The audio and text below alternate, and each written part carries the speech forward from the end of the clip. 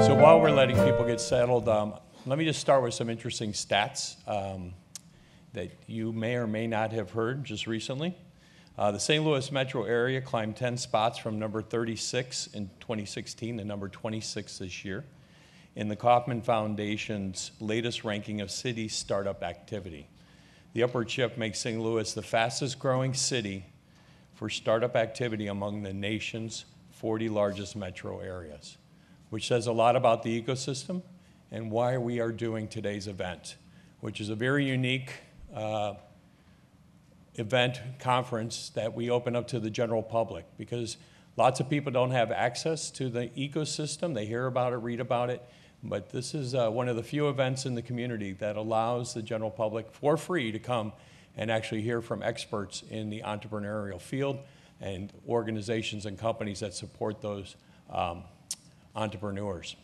So let me just start by saying this is the Roadmap Conference, and this event is designed to allow you to hear from these experts in the field, and it's presented by the Missouri Venture Forum. Missouri Venture Forum is a non-for-profit organization. It's membership driven. You can join the organization, and it allows you to do a couple things. One, attend educational events like the one you're attending today. Also contribute. You can volunteer in the organization and give back to the community. And it also provides probably the most important thing, which is networking. So you can network with members and guests and the ecosystem and get plugged into what's happening in the ecosystem around St. Louis. So without further ado, I'm going to introduce our opening remark speaker. This is County Executive Steve Stenger. Steve was sworn in January 1 of 2015 as the 8th St. Louis County Executive. Previously, Mr. Stenger represented the 6th District on the St. Louis County Council for 2 terms. The county executive worked as a CPA and an attorney for Ernst & Young before starting his own law firm in 1999. Mr. Stenger is a proud graduate of the University of Missouri St. Louis and St. Louis University School of Law. Without further ado, Mr. Stenger. Thank you. Thanks a lot. I appreciate that very much.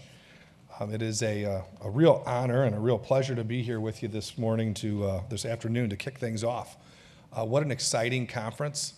I was once a startup myself. I started my law firm without a single client, and I can remember the excitement and the nervousness and just what that entailed. I will tell you that I typed on a box for about a year, and I was operating on a shoestring budget that some wouldn't even believe, but it's really exciting to be here. This event offers a terrific opportunity to learn from experienced and successful entrepreneurs, professionals, and investors, and I know how important that is, including representatives from Monsanto, Ameren Accelerator, Express Scripts, Cortex, Invest Midwest, Lewis and Clark Ventures, T-Rex, and Washington University's Scandalaris Center, among others. And these are experts with lessons to share about what it takes to turn a good idea into a profitable business, about how to navigate the legal landscape, arrange funding, and avoid merger and acquisition missteps, and, importantly, how to protect your assets and to negotiate complicated tax issues. The fact is, the St. Louis region is now, more than ever, a great place to start a company. St. Louis County, in particular, is currently experiencing an unprecedented economic boom. Since last year, major corporations and some medium-sized corporations and some small corporations have invested over $3 billion in capital improvements and expansions in the county. And these investments, very important to our region, have generated over 5,000 new jobs and retained over 9,000 more. And some of these companies, the larger ones, were startup companies at one point. Also within the past year, we saw the establishment of the campus where we are meeting today, and this is very exciting for the county, 39 North.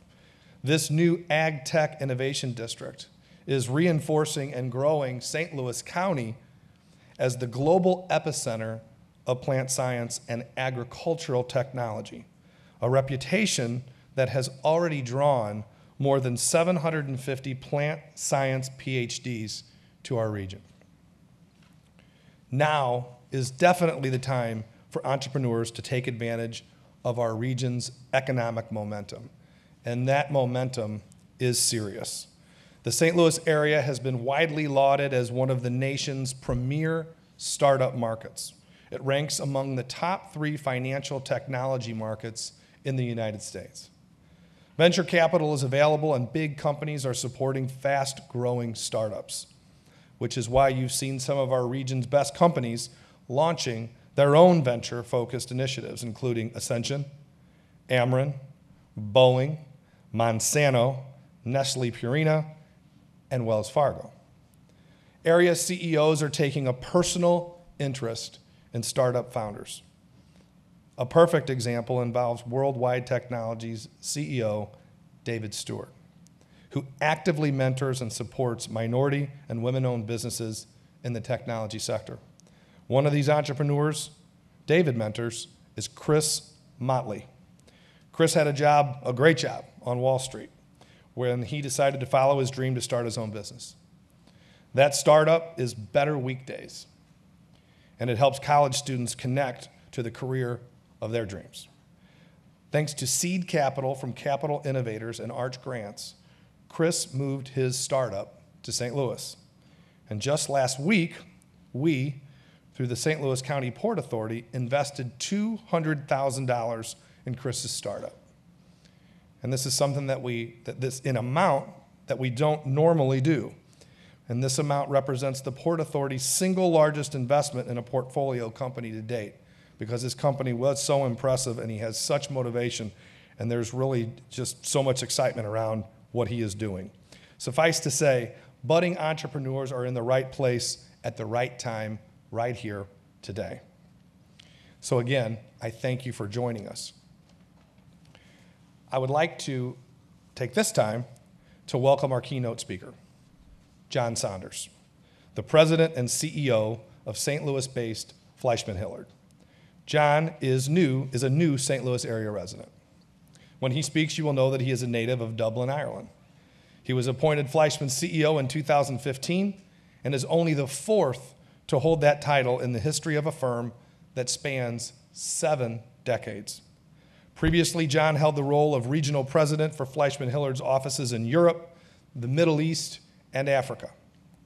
Among clients he advised are those in retail, property, telecommunications, and textiles. These include Abbott Laboratories, Anheuser-Busch, Ballymore Properties, Emerson, Fruit of the Loom, Mitsubishi Electric, and Sara Lee Corporation. Please join me with a rousing round of applause for John Saunders. Thank you very much. Thanks for being here.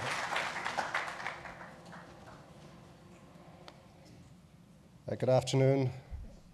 It's a great honor to be invited here. Thank you, Mr. Chairman. Steve, thank you very much for the introduction. Well, while rising tides do indeed lift most boats, the richest of America's rich now hold as large a wealth share as they did back in the 1920s.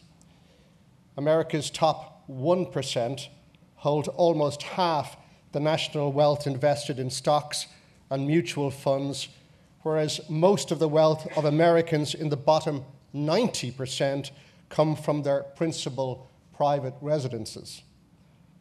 Let me throw another statistic at you. Back in 1982, when Forbes first did their Forbes 400 richest list, you had to have $80 million to get in at the bottom of that list. And the average on the list had accumulated wealth of approximately $230 million. Spool on to 2015 from 1982. In 2015, on the Forbes list of 400, you needed $1.7 billion to get onto the list. That's versus 80 million back in 1982. And the average person on the list had $5.8 billion versus $230 million, or 10 times the 1982 average when you take inflation into account. And in such a time of celebrity around business and business people, from Mark Zuckerberg to Sheryl Sandberg, who I know was here in St. Louis last week, or Elon Musk, or Oprah Winfrey, or Jack Dorsey of St. Louis and Twitter fame, it's easy to forget that the world is overwhelmingly dominated by small businesses. 99% of businesses are categorized as small here in the United States, and the same statistic is true for the United Kingdom. And in Italy, more than 90% of businesses employ no more than 5 people. And if it's easy to be blown away by the wealth of just a few people, it's also easy, I think, to get intimidated by the multitude of business books telling us how we all can be billionaires at the drop of a hat. That's simply not true. It's not going to happen. For the most part, real business, real life, does not work like the X Factor. But we can all aspire to create more opportunity for ourselves and for our families. And it's never too late to do that. In today's world, many more of us will have several jobs along the way. And I dare say there are likely to be more ups and downs in a world where there is, in my personal opinion, rather less emphasis on the creation of good, sustainable jobs than on the creation of extraordinary individual wealth. Over the next few minutes, I'll share with you my personal story and then share with you some personal thoughts on running a business. I was top of my class at school, but only for a very short couple of years, and then my interest in school simply fell off a cliff. I hardly studied. I was very shy as a boy, but I was always seeking to overcome it. I was not an accomplished athlete either, although I was a very keen sports fan, which later became central to my story. I did not come from money. When I left school, my reference described me as of good average ability. I grew up in Dublin, Ireland. My mother, who is now 87, never worked outside the home. My father was a prolific writer of detective novels in the Irish language, but given the small market for books in Irish, he doubled as a customs officer in the Department of the Revenue Commissioners. He and my mother spent all the money they did not have to send us to a private Catholic school, Belvedere College, Dublin's oldest day school run by the Jesuit fathers. My younger brother was the first of our family to go to university. I did not go to third-level education. Going to Belvedere, though, gave me confidence, and being in a class surrounded by much more confident and affluent boys certainly spurred me on.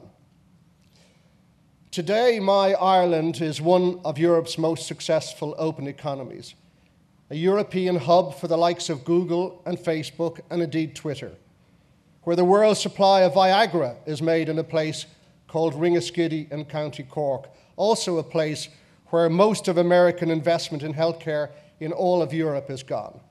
Following a horrible recession led by a property boom and banking crash a decade ago, the Irish economy is now Europe's fastest growing again. My story today starts in 1973, when I was age 15. This was the year that Ireland, along with the United Kingdom and Denmark, joined the European Union, or the European Economic Community, as it was known back then. Back then, average wealth in Ireland was just over half the rest of Europe. Today, it is more than 100%. Who says the EU is bad for business? Back then, my Ireland was at war with itself. The Irish Republican Army was engaged in a bitter battle with equally vicious Ulster loyalists, as well as the British Army in a guerrilla war that would last more than 30 years. And in 1973, the year I'm starting at, the IRA set off bombs in Whitehall in London, among other places, and tit-for-tat killings were a daily ritual, all in the name of a united Ireland, although undoubtedly there had been shocking civil rights discrimination in Northern Ireland against Roman Catholics. My mother is from Northern Ireland, from a place often known as the Tunnel of Death during those scary years. And in 1973, my dearly departed grandparents, living along that dangerous border, had no electricity, no running water, and their first television was run off a car battery. But I loved every single moment that I spent with them. So this is me in 1973.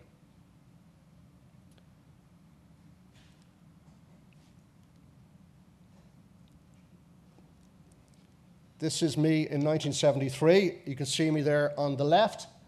I started Ireland's only soccer magazine at the age of 15 with money I made from owning a cow on my grandparents' land in Northern Ireland. I owned 3/5 of the cow because I hadn't enough money to buy it all, and I'd done a deal with my father. And with the profit of that, I started my first venture into publishing and in the communications world.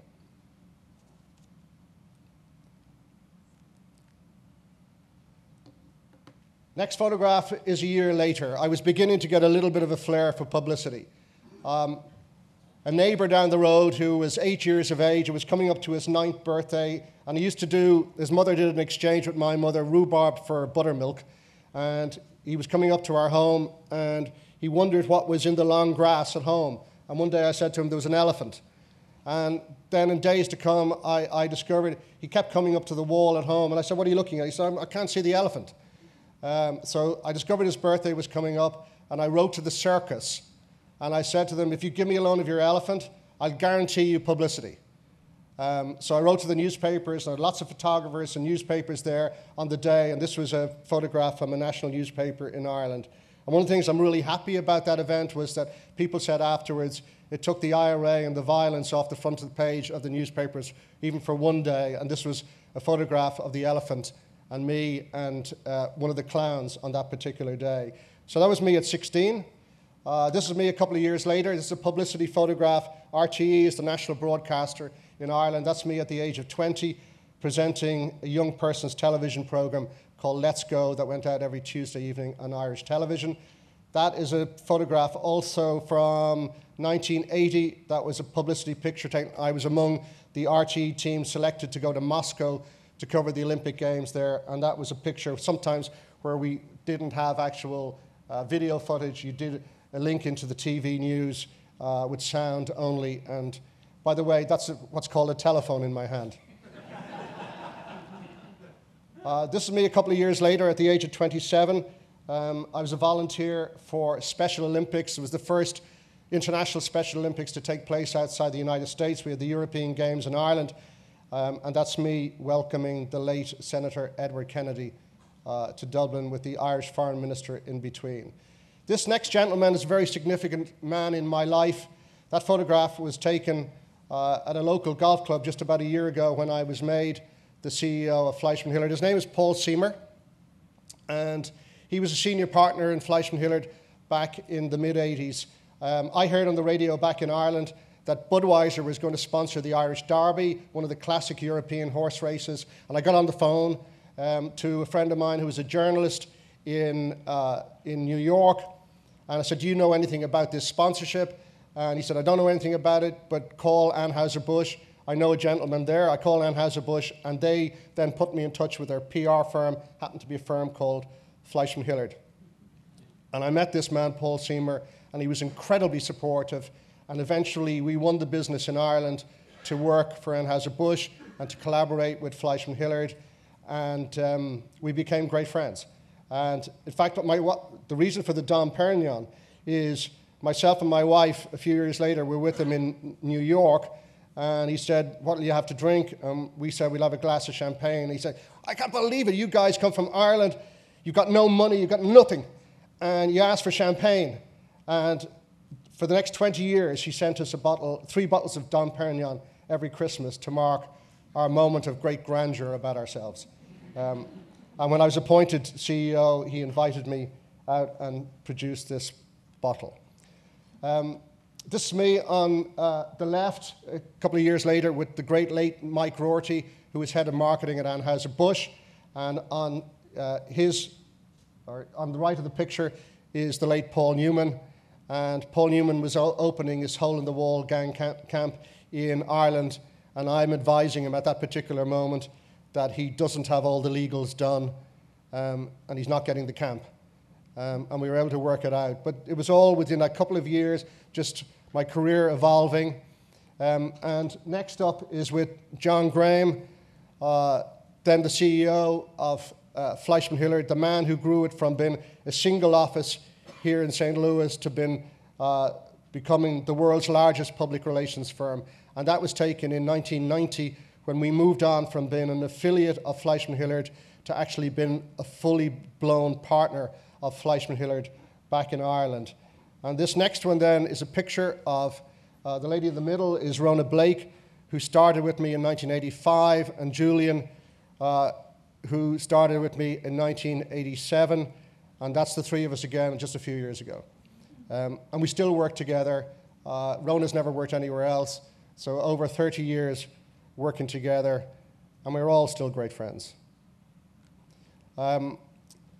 That's me with the Irish Prime Minister on the left, and you may recognize the gentleman on the other side is Leon Panetta, who was Chief of Staff for President Clinton, later went on to become Director of the CIA, and then followed that on by becoming Secretary of Defense. This is me at a football game in Amsterdam with Joe Brown, the head of public affairs of the NFL, and Dan Rooney, the owner of the Pittsburgh Steelers, who died just very recently. If you're looking for an example of an extraordinary leader, Dan Rooney was a really remarkable man. Under his watch, the Steelers, in not one of the biggest markets in the United States, went from winning no Super Bowls to having won a total of 6 Super Bowls. And he was incredibly kind to me earlier in my life. And I'd go to visit him in Pittsburgh regularly. Every time I went there and stayed, he would always put me up as his guest. And in my room, there would always be $200 in cash, my spending money for the couple of days that I would be there. What an organization he ran right up to his death. I never heard him use a profanity. I never heard him raise his voice to anybody, but yet everybody from the players, coaches, the backroom staff, everybody knew their job. And if somebody wasn't performing to the highest level, they were quite quickly moved out of the organization without any degree of fuss. But he looked after all his staff extraordinarily well and in an extraordinarily paternal way.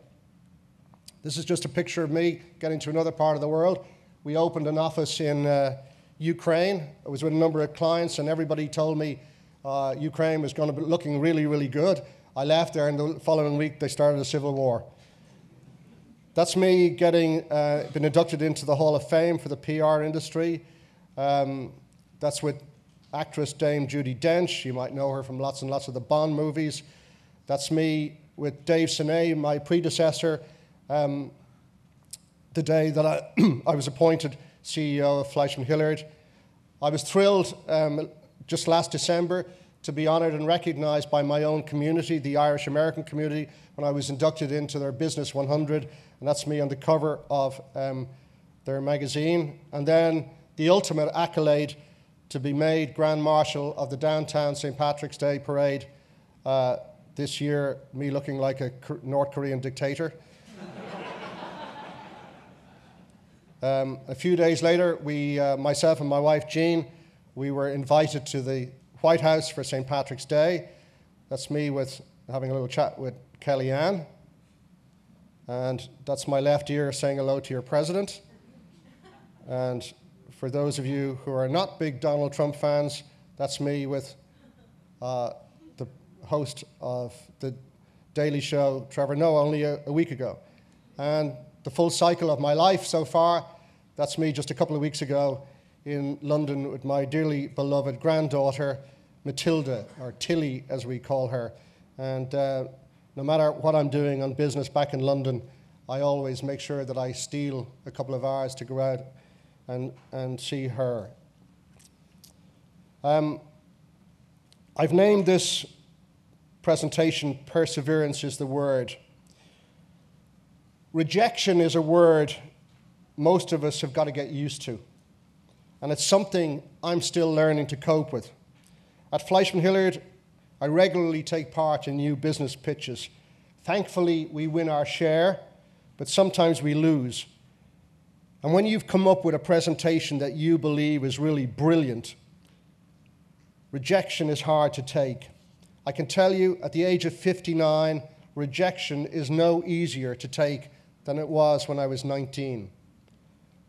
I know it's never personal, but at that very moment when I'm told that they are going with somebody else, it's hard not to take it personally.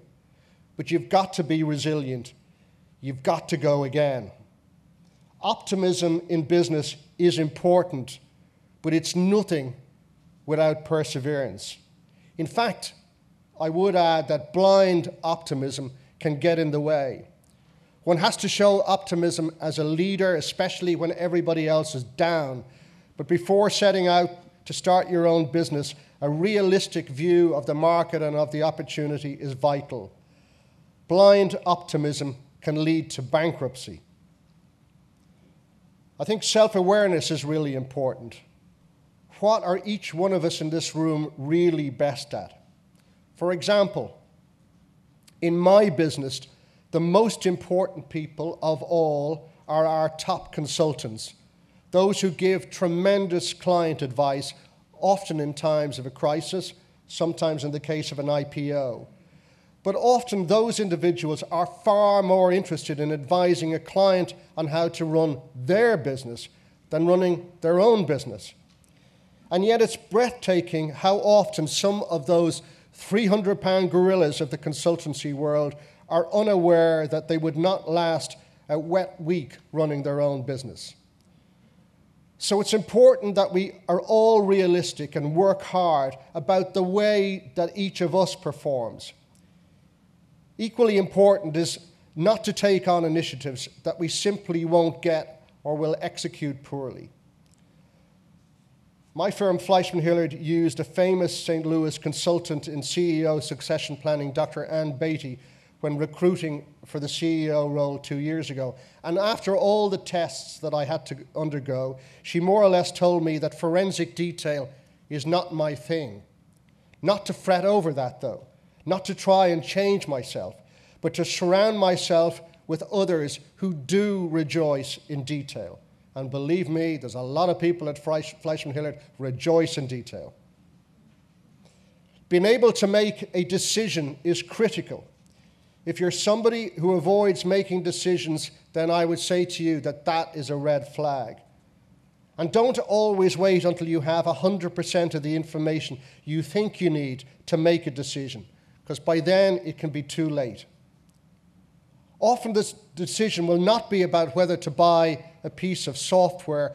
Often it's going to be about a person. And if it's a small business startup, that person might even be a friend or a relative. Please, please be very careful about hiring friends or relatives. A friendship might be enhanced as a result of working together, but it may also get worse. For certain, though, it will be different. You are unlikely to want the same things and want to travel at the same pace over a long, sustained period of time. Be careful, too, about dishing out equity. Often you're not going to have the cash at the start, and so equity seems easier. But if you're going to do it, please make sure that there's a clause in any deal that says if someone leaves, they must sell or reduce their stock. Otherwise, you're going to be stuck with them, or they'll be dragging you down long after leaving. Remember, equity is blood. Very few of us achieve very much simply on our own. Relationships are crucial in business. Real relationships, trusted relationships. I personally have been so lucky to have been helped by so many amazing individuals here in America and back home in Ireland. Many of them were at the height of their careers when I was starting out and have long since retired. But they saw something in me and were motivated by trying to assist young people. I was honored that many of them accepted my invitation to the Irish America Business Awards in New York when I was able to thank some of them publicly. Investing just doesn't mean money. For the most part, I never had much of it, but I was always investing in people, and thankfully, they invested in me. And you have to be authentic about relationships. I actually don't like the word networking. I never have. Somehow suggests insincerity to me. I do network because I have to do it, but it doesn't come natural to me, even if I am in PR. And by the way, you don't have to be that outgoing to work in public relations.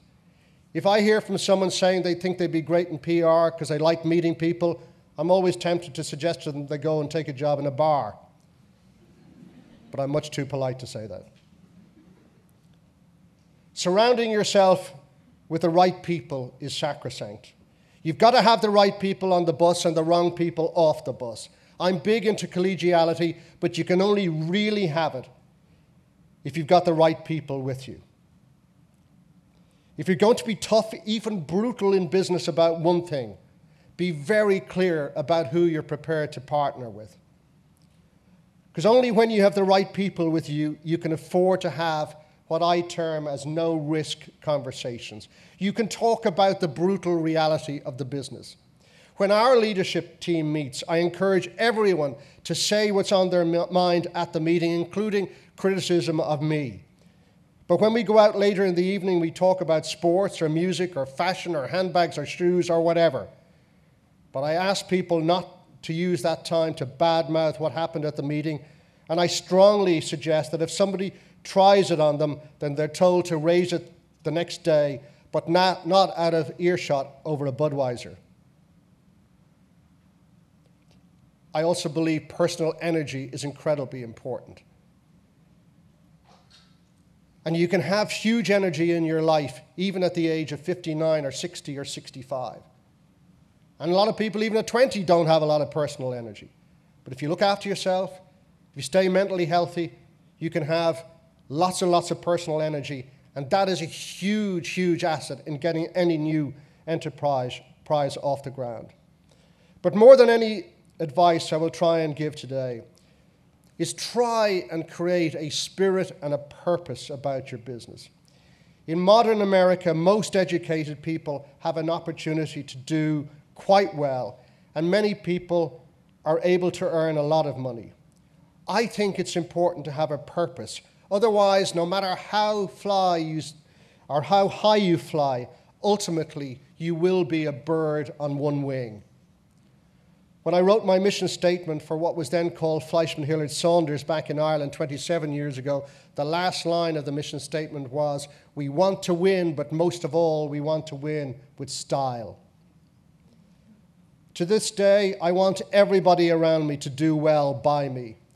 I was always taught to leave something on the counter for the other guy in any deal I made. There was no virtue, no pleasure, no joy in any deal if you took everything and left nothing for the other person. I sold my company to the parent company of FleishmanHillard, Omnicom.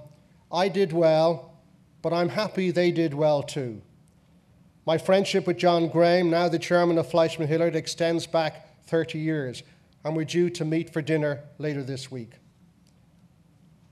I personally have made sacrifices to do what I'm doing, and I'm not nearly as rounded a person as I should be. But I am at least motivated by trying to do good, and I would encourage you, as you set on a journey of entrepreneurship, to occasionally stand back, look in the mirror, and take a temperature check. Is this venture, is this business helping my happiness? And am I still connected to those around me? Finally, I'd like to say a word about St. Louis. I'm sensing something of a real business renaissance going on here. I'm seeing and hearing about startups going on all over the place. But for St. Louis to be truly successful in the future, you can't do it on your own. And you're going to have to attract more and more investment from outside, as well as human capital, to come here. However, the perception of St. Louis is not good. I'm not talking about in the rest of the world. I'm shocked since I came to live here 18 months ago that wherever I go in America, people say to me, "You live where?" This is my adopted city, and I'm very, very proud of it. And I'm offended when it's criticized. We as a company were involved in the unsuccessful campaign to bring a soccer team to St. Louis recently. But I think that having that vote restricted to citizens of the city was simply crazy. From dozens of conversations I have with residents of the county, they have washed their hands of downtown, like it's another world. Well, I, for one, am proud that FleishmanHillard has its headquarters in the heart of downtown St. Louis, while I love living in Clayton. But St. Louis, I think, as an outsider, has to come together to literally get its act together. I started out this presentation by using the words, "Rising tides lift all boats." Ultimately, though, a divided St. Louis is a plague on all our houses. United we stand, divided we fall. And sometimes we get some things mixed up. Heathrow Airport in London, one of the busiest airports in the world, is crying out for a third runway. We have 3 here in St. Louis, but we've no direct flight to Europe. Sometimes the bags come out in time. Sometimes they take forever. There is no excuse for that happening. Many visitors to St. Louis only see downtown. In the evenings, it's a ghost town, and they leave underwhelmed without seeing the great sights of Central West End, or seeing Clayton, or seeing Forest Park, or their other glorious parts of the city and county. In all the years I was coming to St. Louis as a visitor, from the time I was 27 up until 2 years ago, I was never scared to go here, there, or anywhere. But since I've come to live here, I'm constantly being advised, don't go here, don't go there, it's not safe. I stand before you as somebody who loves America, but I adore St. Louis. I first came here as a wide-eyed young man, aged 27. From the time I first started working as a consultant for Anheuser-Busch to my first interactions with FleishmanHillard, I have been supported and nurtured by the community here every step of the way. All the way to that proud occasion when I marched at the front of this year's downtown St. Patrick's Day Parade as Grand Marshal. I am grateful to all of those who've helped me along the way, and especially to those who took a giant leap of faith at the end of 2015 and decided that a 57-year-old Irishman still had one more trick left in him, and invited me to become only the 4th CEO at one of the finest PR firms in the world. While all our major competitors have long since decamped to New York, where they have their headquarters, I have no doubt that St. Louis is FleishmanHillard's secret sauce. It certainly has been mine, and I very much hope St. Louis will be your secret sauce too. Thank you very much.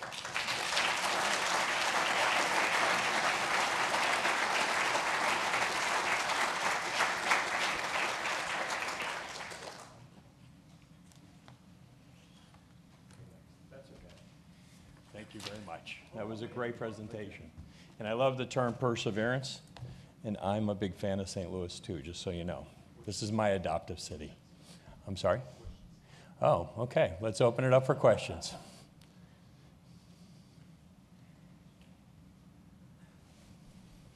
Great insights. And while you're hardly a newcomer, having come here for over 25 years, as you settle here and now live here, what is your biggest surprise and your biggest disappointment?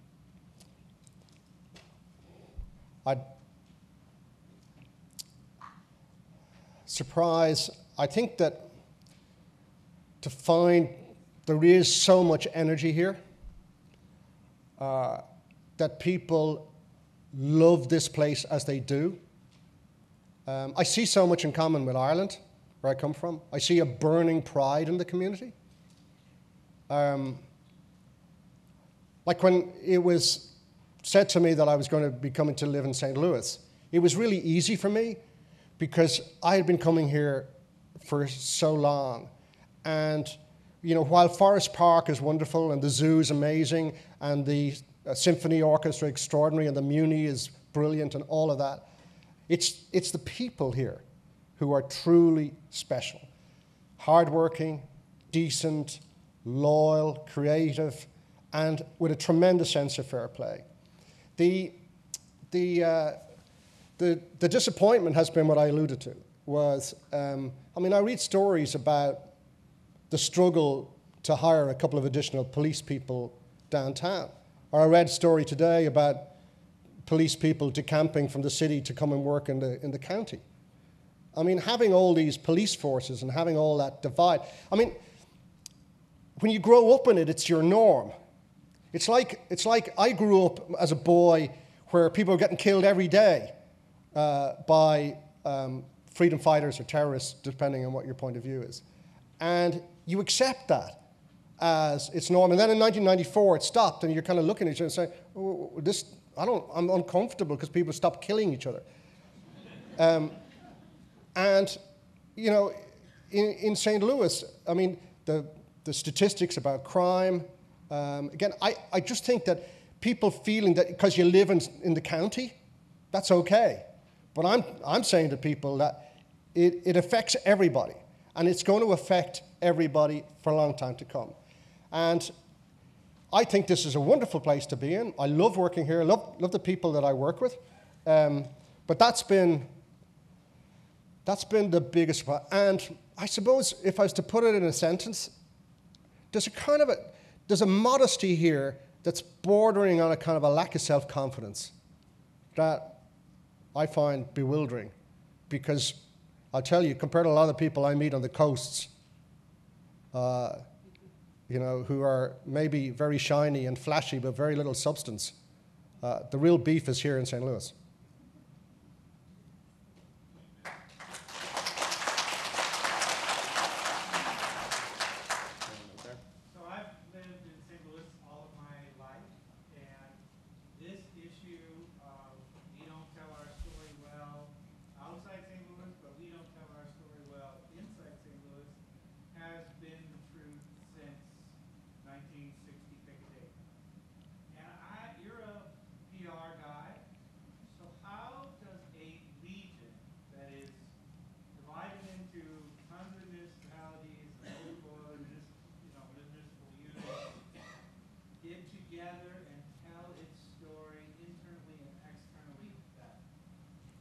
Well, first thing is, you know, we should never try and boil the ocean.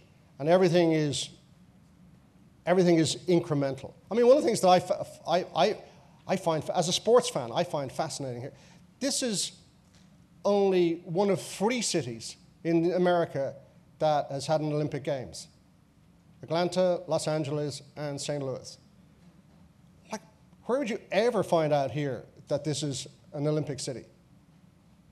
You know, go down to Wash U, and there's a little sign saying Olympic Way. If this was a European city, it would be everywhere. You know, welcome to the Olympic city, irrespective of the fact that it was back in 1904.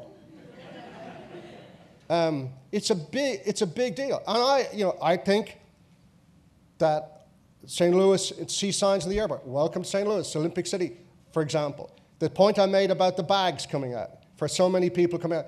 You know, I go to LaGuardia now. Every time I go to LaGuardia, the bags come out within seconds now. Somebody has made a conscious decision. And in Ireland, where I came, back in Ireland, we were a basket case economy. And our government made a particular stand on saying that we were going to have 12.5% corporation tax. So you need a USP as a region. You need something. And then we started selling ourselves in Ireland as the most educated English-speaking people in Europe. And then it's like, for example, one of the cities I'm very impressed with going to right now is going to Detroit. I went there for the first time for Super Bowl back 2005, 2006, And it was not great. But one or two, I think there's a guy who's a property developer. There's one or two people there have really got their mitts around this and have taken it as a great sense of pride of the rebuilding of the center of Detroit. And it's been transformed in the 7 or 8 years that I'm going there. And so it needs incentives, it needs all kinds of just little aids. But there's been so much pride shown here in the people, the volunteers who got behind Forest Park and a whole range of other initiatives. Look what's happening here with this group. Just keep at those kind of things, but with a view to the exterior, from the time somebody arrives on the airplane, what's their experience? And observing the footprint of where people in business coming to St. Louis are going, and what are they doing? I mean, for example, what we do nowadays, I mean, when I was coming here, they put me in a hotel downtown. A lot of the time, it was okay. But since I've taken over CEO, I have to say, most of the time, we put people in Central West End. We try and give them a really buzzy restaurant feel, and everybody goes away saying, wow, I never thought St. Louis was like this. This is wonderful. And I think we all have to take the personal responsibility.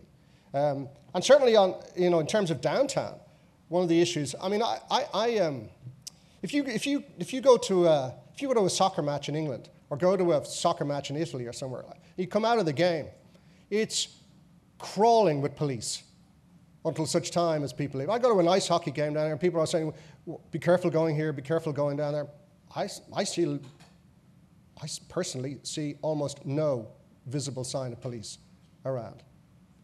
You need these signs, visible signs of policing as well. I mean, I'm not a politician, but you see things and you observe things that are going on in other places that make you feel safe and give you encouragement. So, everything from coming in from the airport to safety downtown. And it doesn't take huge amounts of money, but the agencies here coming together more to market what you have. And I mean, hearing the stories in the introduction today about the extraordinary business initiatives that are going on here, it's very, very uplifting. But that story, as to your point, is not being told outside of here nearly as much as it should be. Yes, please. You talked about St. Louis being divided. Are there any lessons that we can learn from Ireland? Oh, well, we're still divided. The problem we have in Ireland is that you have in Northern Ireland still, it's only a slight majority of the people in Northern Ireland who are Protestant in faith. And as a consequence of that, and going back over a couple of hundred years ago, their loyalty is to the British Crown. And then you have the rest of the people in the island. Mind you, it's increasingly becoming, we have a greater Muslim minority in a way we never had before. Increasing numbers of people declaring themselves of no religious persuasion.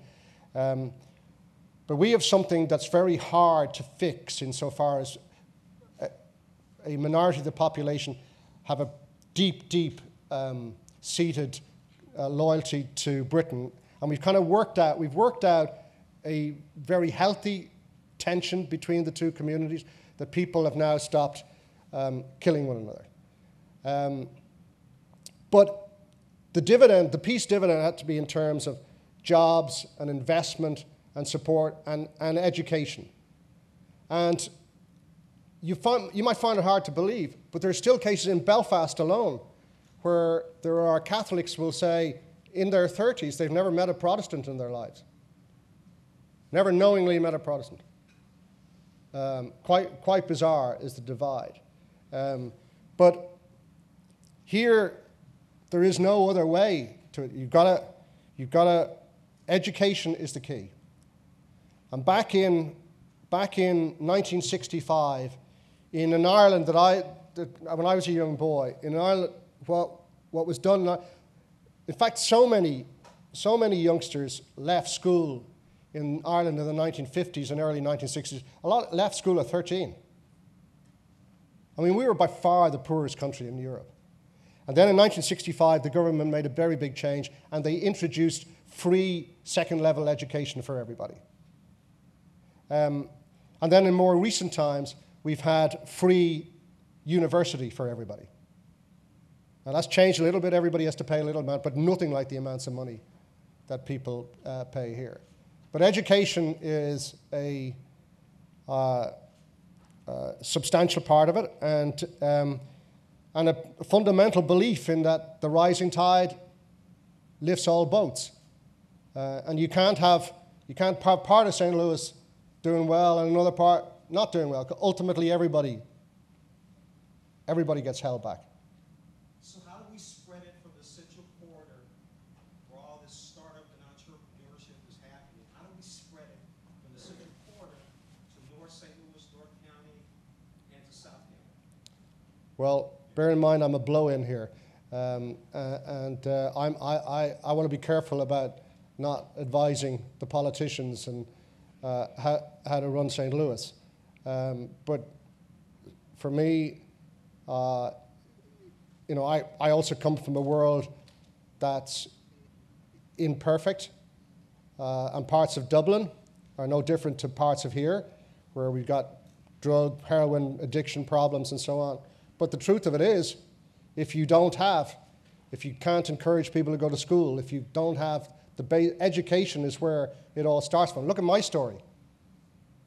And my parents spent everything they didn't have to give me that opportunity. And if you have a decent education, if you have that in your family of a commitment, then everybody has a much greater chance. But you've got to give people the chance in the first place.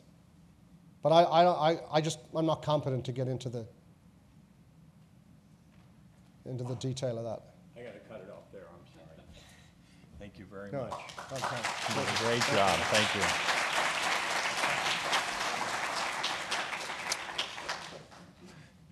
That was an amazing story, thank you, John.